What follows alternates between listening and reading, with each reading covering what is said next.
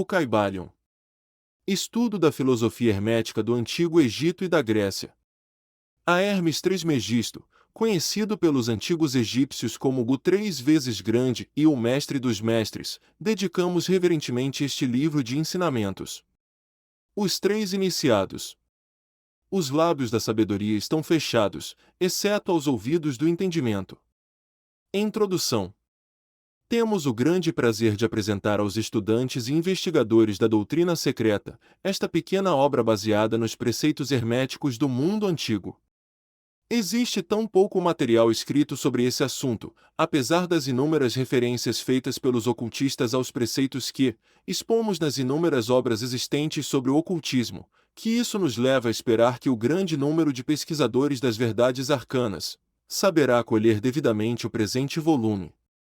O propósito desta obra não é a enunciação de uma filosofia ou doutrina especial, mas sim fornecer aos estudantes uma exposição da verdade, que servirá para reconciliar os fragmentos do conhecimento oculto que possam ter adquirido, mas que parecem opor-se uns aos outros, e que só servem para desanimar e desagradar o principiante nesse estudo. O nosso intento não é construir um novo templo de conhecimento, mas sim colocar nas mãos do estudante uma chave mestra, com que possa abrir todas as portas internas que conduzem ao templo do mistério em cujos portais ele já entrou. Nenhum fragmento dos conhecimentos ocultos possuídos pelo mundo foi tão zelosamente guardado, como os fragmentos dos preceitos herméticos que chegaram até nós, ao longo das dezenas de séculos já transcorridos desde o tempo do seu grande criador, Hermes Trismegisto, o escriba dos deuses, que viveu no Antigo Egito quando a atual raça humana estava em sua infância. Contemporâneo de Abraão, e se for verdadeira lenda, instrutor deste venerável sábio, Hermes foi, e é o grande sol central do ocultismo, cujos raios têm iluminado todos os ensinamentos que foram publicados desde o seu tempo. Todos os preceitos fundamentais e básicos introduzidos nos ensinamentos esotéricos de cada raça foram formulados por Hermes. Mesmo os mais antigos preceitos da Índia tiveram indubitavelmente suas raízes nos preceitos herméticos originais. Desde a terra do Ganges, muitos ocultistas avançados viajaram para o Egito, para se prostrarem aos pés do mestre. Dele obtiveram a chave mestra que explicava e reconciliava os seus diferentes pontos de vista, e assim a doutrina secreta foi firmemente estabelecida. De outras terras também vieram os sábios, que consideravam Hermes como o mestre dos mestres, e a sua influência foi tão grande que, apesar dos numerosos desvios de caminho de séculos de instrutores dessas diferentes terras, ainda se pode facilmente encontrar certa semelhança e correspondência nas muitas, e quase sempre divergentes, teorias aceitas e combatidas pelos ocultistas de diferentes países atuais. Os estudantes de religiões comparadas compreenderão facilmente a influência dos preceitos herméticos em qualquer religião digna desse nome, quer seja uma religião conhecida pelo homem, uma religião morta ou que esteja em pleno vigor em nossos dias.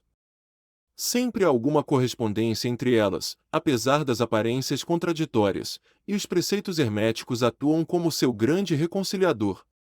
A obra de Hermes parece ter sido criada com o fim de plantar a grande verdade semente, que se desenvolveu e germinou em tantas formas estranhas, mais depressa do que se teria estabelecido uma escola de filosofia que dominasse o pensamento do mundo. Todavia, as verdades originais ensinadas por ele mantiveram-se intactas em sua pureza original, por um pequeno número de homens, que recusando grande parte de estudantes e discípulos pouco desenvolvidos, seguiram o costume hermético e reservaram as suas verdades para os poucos que estavam preparados para compreendê-las e dominá-las. Dos lábios aos ouvidos, a verdade tem sido transmitida entre esses poucos. Sempre existiram, em cada geração e em vários países da Terra, alguns iniciados que conservaram viva a sagrada chama dos preceitos herméticos, e sempre recorreram às suas luzes para reacender as luzes mais fracas do mundo profano, quando a luz da verdade começava a escurecer e a apagar-se por conta de sua negligência, e os seus pavios ficavam embaraçados com substâncias estranhas. Sempre existiu um punhado de homens para cuidar do altar da verdade, em que mantiveram sempre acesa a lâmpada perpétua da sabedoria.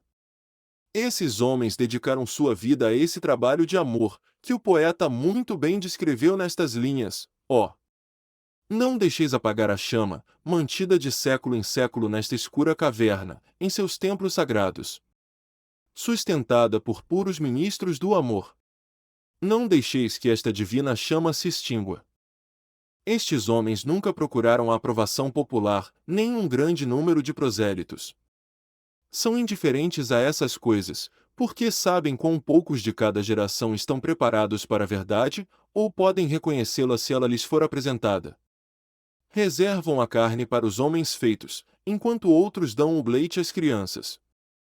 Reservam suas pérolas de sabedoria para os poucos que conhecem o seu valor e sabem trazê-las nas suas coroas, em vez de lançá-las aos porcos, que as pisoteariam na lama, misturando-as a seu repugnante alimento mental.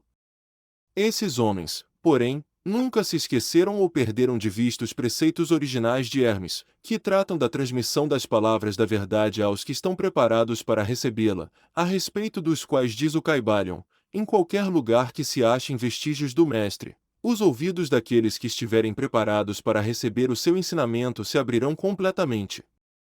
E ainda, quando os ouvidos do discípulo estiverem preparados para ouvir, aí virão os lábios para enchê-los de sabedoria. Mas a sua atitude habitual sempre esteve estritamente de acordo com outro aforismo hermético, que também se encontra em O Caibalion: os lábios da sabedoria estão fechados, exceto aos ouvidos do entendimento.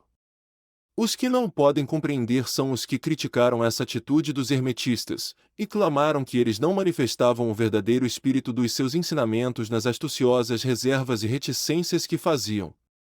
Porém, um rápido olhar retrospectivo nas páginas da história mostrará a sabedoria dos mestres, que não ignoravam a loucura de pretender ensinar ao mundo o que ele não desejava saber, nem estava preparado para isso.